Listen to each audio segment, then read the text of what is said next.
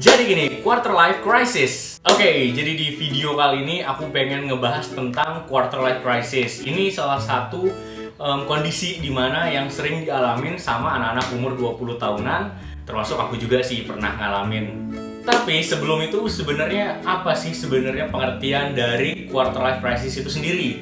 Karena banyak banget yang pernah ngalamin quarter life crisis, tapi mereka nggak tahu kalau mereka tuh lagi ada di fase quarter life crisis. Jadi seperti biasa kita cek dulu di Google apa sih sebenarnya pengertian dari quarter life crisis itu sendiri. Jadi menurut Mbah Google, quarter life crisis atau krisis seperempat abad adalah periode saat seseorang berusia 18-30 tahun merasa tidak memiliki arah, khawatir, bingung, dan galau akan ketidakpastian kehidupannya di masa mendatang. Jadi itu menurut Mbah Google. Kalau menurut aku pribadi, quarter life crisis itu fase dimana kita lagi galau-galaunya nih tentang masa depan kita gimana, terus karir kita gimana, percintaan, besok mau nikah sama siapa, terus kerja mau kerja apa, terus mau punya rumah di mana, harganya berapa. Pokoknya semua hal yang berkaitan sama masa depan dan masa sekarang kita tuh kayak gimana sih. Terus bingung banget besok bisa nggak capek cita-cita yang kita mau. Terus sebenarnya apa sih penyebab dari quarter life crisis itu sendiri? Sebabnya yang pertama pastinya karena masalah finansial, masalah pekerjaannya yang sekarang, terus masalah karir sama masa depannya dia tuh bakalan kayak gimana sih? Terus penyebab selanjutnya nih, misalkan ada orang nih pacaran sama si doi kan.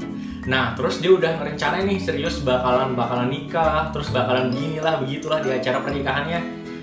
Ternyata dia putus nggak jadi nikah. Nah, si orang yang gak jadi nikah nih pasti bakalan masuk ke dalam fase quarter life crisis kalau dia nggak bisa ngontrol emosinya dia. Jadi setiap hari itu dia ngerasa bingung, terus down banget, jatuh mikirin, waduh kok kemarin gak jadi nikah, besok nikah sama siapa. Ya kayak gitulah contoh quarter life crisis, misal masalah percintaan ya. Nah, terus penyebab selanjutnya itu yang paling sering dialamin kalau kita ngelihat teman kita nih pencapaiannya udah lumayan oke, sedangkan kita masih ya gitu-gitu aja.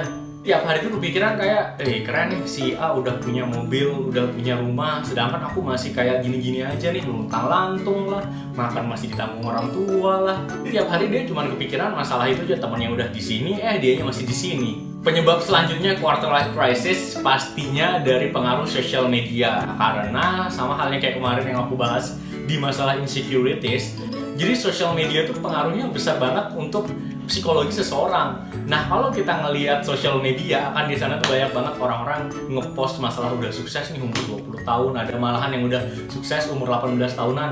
Nah, kita ngelihatnya tuh kayak, waduh anjir, ini udah 18 tahun, udah omset 1 miliar lah. Aku kemana gitu loh, aku kemana waktu umur 18 tahun, masih main ML, masih santai-santai lah.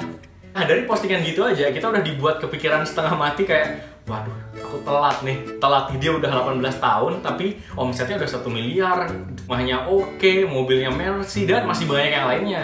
But terkadang orang yang udah ngalamin fase quarter life crisis atau sedang ngalamin fase quarter life crisis ini, mereka nggak sadar kalau mereka lagi ada di fase itu.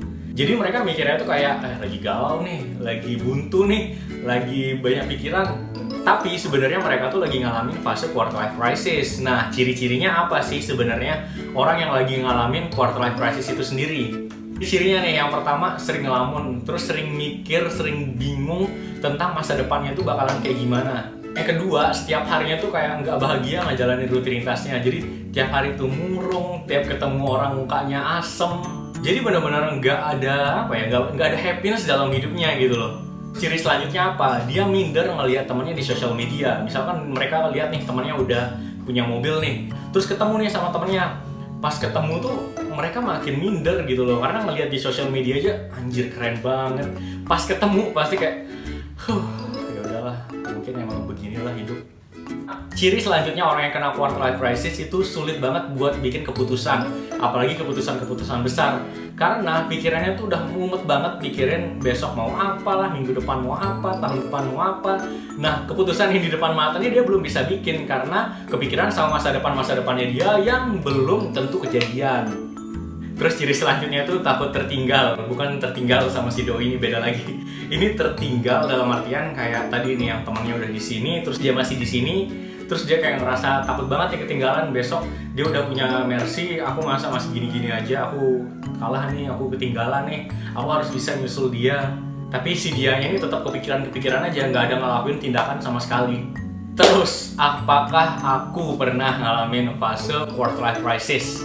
Aku rasa semua orang pasti pernah ngalamin fase quarter life crisis, tapi mereka nggak sadar aja. Nah, kalau aku pernah ngalamin itu di zaman waktu masih SMA. Jadi waktu SMA kelas 2 atau kelas 3 gitu ya, ada suatu permasalahan itu ngebuat down banget. Terus kepikiran bakalan kayak gimana nih masa depan.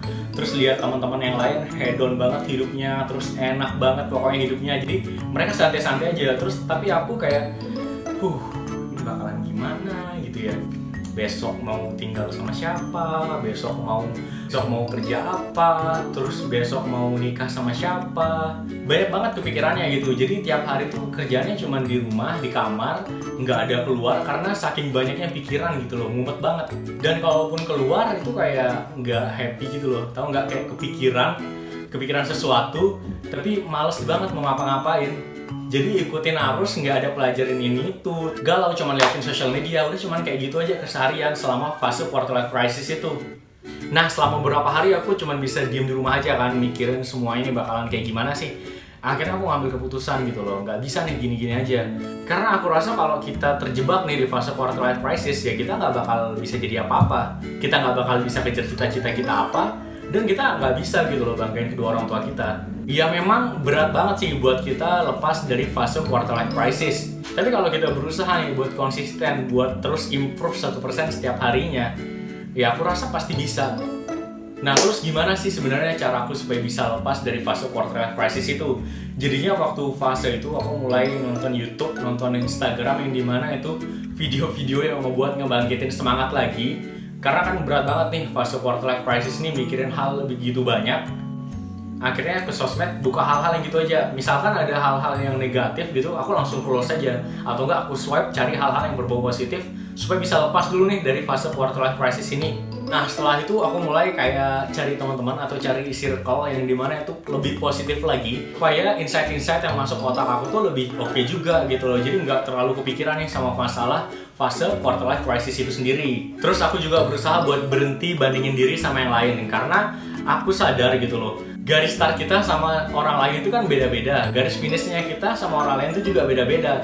Jadi buat apa kita bandingin diri kita sama orang lain? Karena balik lagi, setiap orang kan punya kelebihan masing-masing. Nah aku juga pasti ada kelebihannya. Jadi ya buat apa gitu dibanding-bandingin terus, nggak bakal ada akhirnya. Nah tips yang terakhir pastinya love yourself. Kenapa? Sebelum kamu sayang sama orang lain, ya berusaha buat sayangin diri kamu sendiri dulu nih. Gimana supaya bisa lepas dari fase quarter life crisis ini? Berusaha buat lebih sehat lagi, mulai dari makanan, mulai dari keseharian, mulai dari kebiasaan. Pokoknya lakuin hal-hal yang baik buat diri kamu dulu, bukan buat orang lain. Kenapa? Supaya psikologis kamu tuh lebih oke lagi. Baru setelah itu bantu orang-orang yang ada di sekitar kamu. Emang agak berat sih buat lepas dari fase quarter life crisis ini, tapi aku rasa semua orang pasti bisa lepas selama mereka ada kemauan supaya lepas dari quarter life crisis ini. So, jadi ini video aku yang ketiga di YouTube. Semoga kalian suka, dan jangan lupa di like, comment, dan subscribe supaya aku bisa lebih semangat lagi nih bikin video terus di YouTube, dan aku bisa lebih semangat lagi buat belajar masalah public speaking di YouTube.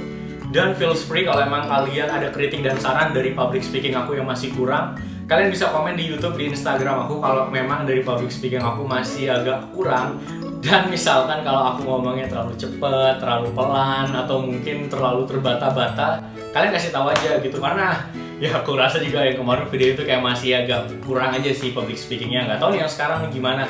Semoga kedepannya bisa lebih terbiasa lagi buat ngomong kayak gini di depan kamera, apalagi di depan banyak orang ya.